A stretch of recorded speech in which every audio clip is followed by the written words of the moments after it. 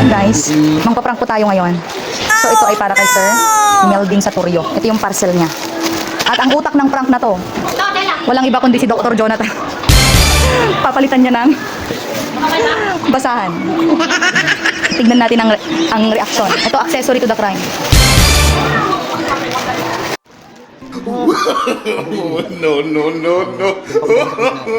Pakunta mo siya.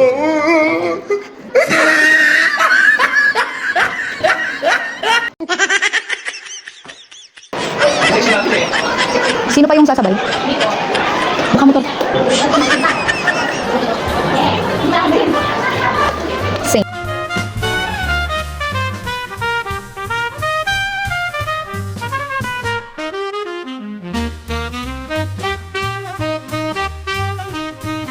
Ano yan, friend?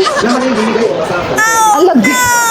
Nag-online ka ng basahan? Mali na, kasi ang order ko ay punda.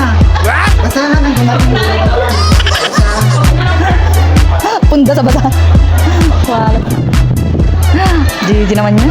Magkano yan? Hindi, pero 80 pesos. Stay later. Ay, bayad na. Oh no.